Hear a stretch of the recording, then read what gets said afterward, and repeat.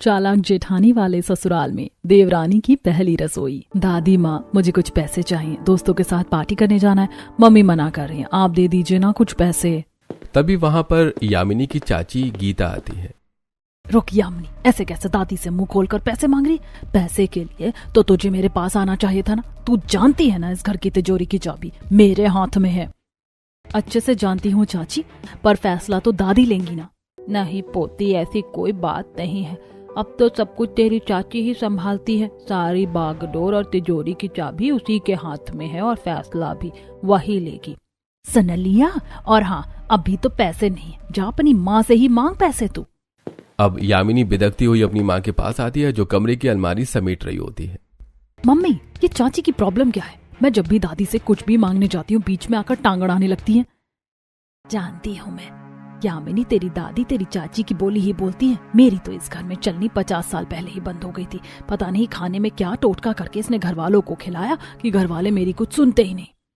सच में माँ, मुझे तो पता नहीं था कि देवरानियां ऐसी होती हैं। ऐसी देवरानी से अच्छा तो देवरानी ही ना हो। देवरानी ऐसी होती है बेटी, पहले घर की रसोई संभालती है और फिर लोगों के दिलों पर कब्जा करती है और फिर अपनी जेठानी का हक खा जाती है। और तेरी चाची भी मेरा हक खाकर बैठी है। अब इसी तरह कुछ हफ्ते गुजरते हैं और एक दिन मालिनी अपनी सास से, माँ जी, अब यामिनी की पढ़ाई खत्म हो चुकी, मैं चाहती हूँ कि आप उसके लिए कोई अच्छा सा लड़का ढूंढकर उसके हाथ पीले कर दे। तभी वहाँ पर यामिनी की देवरानी आती है। रुकिए जेठानी जी, ऐसे कैसे आप अपनी बेटी की शादी करने पर तुली हुई हैं? पहले इस घर में मेरी बेटी की शादी होगी। हाँ ताई जी, मेरी मम्मी बिल्कुल ठीक कह रही हैं। हाँ, और माँ जी, जो भी खर्चा होगा पहले मेरी बेटी के ऊपर होगा, उसके बाद। हाँ हाँ, सही बात है। पहले तू अपनी देवरानी की बेटी की शादी होने दे, उसके बाद तू अपनी बेटी की शादी करियो मालिनी। अब ये सुनकर मालिनी गुस्से से, माँ जी, ये सब क्या है?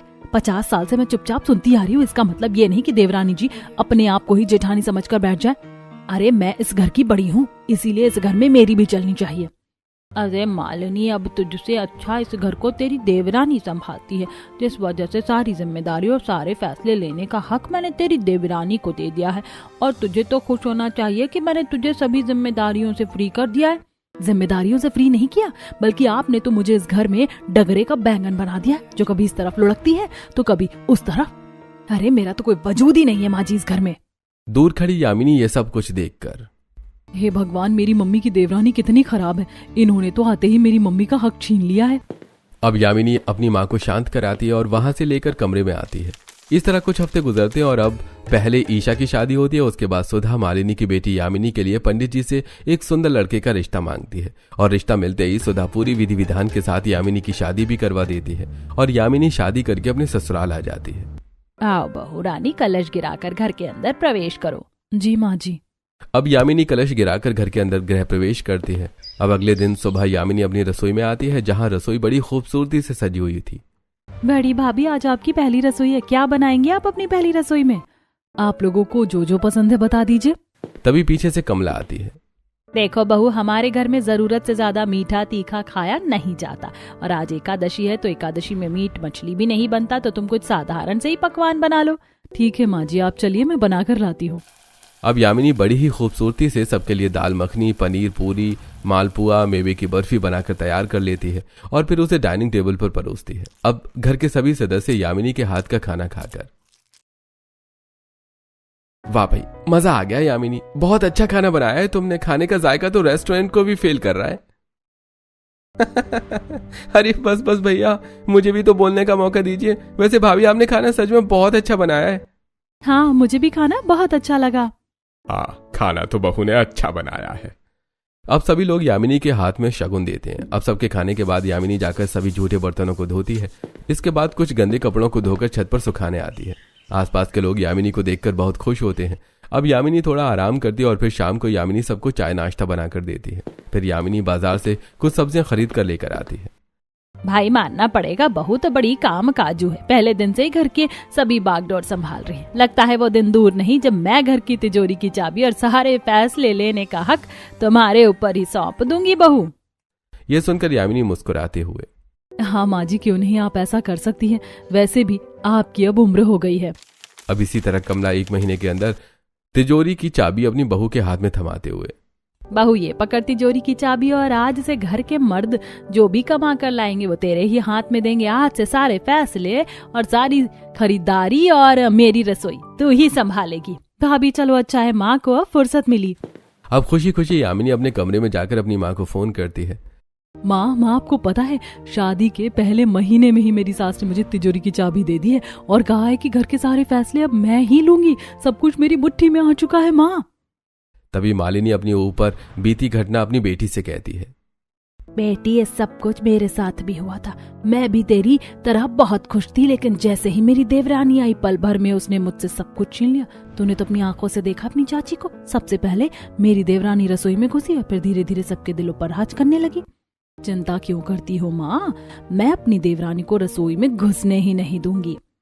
हाँ बेटी, रसोई में तो कतई घुसने मत देना और बिल्कुल चालाक बनकर रहना। अब इसी तरह कुछ हफ्ते बाद यामिनी अपने घर में एक किटी पार्टी करती है जहां उसकी कुछ फ्रेंड्स आती हैं और सभी लोग खाना पीना खा रहे होते हैं कि तभी यामिनी देखती है कि उसकी सहेली शिवानी, जिसका चेहरा काफी उदास है। अरे क्या हुआ शिवानी, तू इतनी उदास क्यों है? तू तो बहुत खुश मिजाज वुमेन थी ना, आजाद पंछी टाइप। व्हाट हैपेंड, कोई बात हुई है क्या? क्या बताऊं यार, लाइफ तो मेरी आजाद पंछी टाइप ही थी, लेकिन जब से मेरी देवरानी आई है ना, उसने तो मुझे पिंजरे का कैदी बनाकर रख दिया। ससुराल वाले उसी के गुणगान करने लग गए हैं। पहले उसने रसोई संभाली और अब पूरा घर संभाल रही। अरे मालकिन बनी फिर रही है वो। क्या? ये तो बहुत गलत है। हाँ यार, गलत तो बहुत है, लेकिन मैंने अपनी देवरानी को दबा कर रखा हुआ है और मैं उसे रसोई में भी नहीं घुसने देती हूँ। मैं भी बिल्कुल ऐसा ही करूंगी। बाय द वे, अभी मेरी देवरानी आई नहीं है और अभी सब कुछ मेरी मुट्ठी में है। अब कुछ देर के बाद सभी लोग वहां से चले जाते हैं, जिसके बाद यामिनी घर की साफ सफाई करती है और रात का खाना बनाकर अपने घर वालों को खिलाती है। इसी तरह एक दिन यामिनी बालकनी में खड़ी होती है, तभी उसकी नजर सड़क पर जाती है जहां दो देवरानी जेठानी आपस में एक दूसरे के बाल खींचकर लड़ रही होती हैं। छोड़ेगी मेरा सर या उठाऊं पत्थर और फोड़ू तेरा मुंह? तू मेरा मुंह फोड़ेगी उससे पहले मैं तेरा हाथ नहीं तोड़ दूंगी। जलनखोर कहीं की, जब देखो तब मुझसे जलती रहती है। हाँ जलती हूँ, क्यों ना जलूं। जब से इस घर में आई हूँ तब से मेरी जगह खाती जा रही है। माँ जी भी जब देखो तेरा ही पक्ष लेती रहती है। अरे इसमें मेरी क्या गलती है अगर माँ जी मेरा पक्ष ले रही हैं तो? अरे आपसे ज्यादा अच्छा काम मैं करती हूँ, फिर वो रसोई का हो या बाहर का। दूसरी तरफ बालकनी में खड़ी यामिनी। हे भगवान, यहाँ भी देवरानी जेठानी की लड़ाई, वो भी रसोई को लेकर। ये सभी देवरानियां रसोई में जाकर ऐसा करती क्या है जो घर के सभी लोग उनकी ही बोली बोलने लगते हैं। बाबा, मैं अपनी देवरानी की कभी पहली रसोई परफेक्ट नहीं होने दूंगी। अब अपनी देवरानी से चालाक बनने के लिए यामिनी कमरे में छुप छुप कर देवरानी जेठानी से रिलेटेड मैगजीन पढ़ने लगती है। अरे बहू, ये क्या पढ़ती रहती हो दिन भर? कुछ नहीं माँ जी, क्या पढ़ूंगी, ऐसे ही बस। इसी तरह यामिनी देवरानी और जेठानी से रिलेटेड टीवी पर घंटों बैठकर शो भी देखने लगती है, जिसे देखकर यामिनी का पति, अरे ये क्या यामिनी, तुम जब देखो तब देवरानी जेठानी की कॉन्सेप्ट टीवी पर देखती रहती हो। तुम्हें कोई मूवी देखनी पसंद नहीं है क्या? सच में बहू, ये तो मैं भी नोटिस कर रही हूँ। अरे वाह भाभी, आप तो अपनी देवरानी के आने से पहले ही उन्हें इम्प्रेस करने के तरीके ढूंढ रही हैं। कद्दू इम्प्रेस करने के तरीके ढूंढूंगी? अरे मैं तो इन सबसे चालाक बन रही हूँ, चालाक। अगर अपनी देवरानी के आगे मैं चालाक लोमड़ी नहीं बनी तो वो रसोई संभालते संभालते इस घर की लीडर बन जाएगी। ऐसा ही समझिए कुछ। अब इसी तरह कुछ महीने गुजरते हैं, जिसके बाद कमला अपने छोटे बेटे की शादी करने का फैसला करती है और उसे पंडित के द्वारा एक अच्छा रिश्ता भी मिल जाता है और कमला फौरन उस लड़की के घर अपने परिवार वालों के साथ पहुंचती है। मेरी देवरानी देखने में तो बड़ी शरीफ लग रही, पता नहीं घर जाकर कैसी रहेगी कैसी नहीं। जी हमें आपकी लड़की बहुत पसंद है, तो अब आप अच्छा सा मुहूर्त निकलवाइए।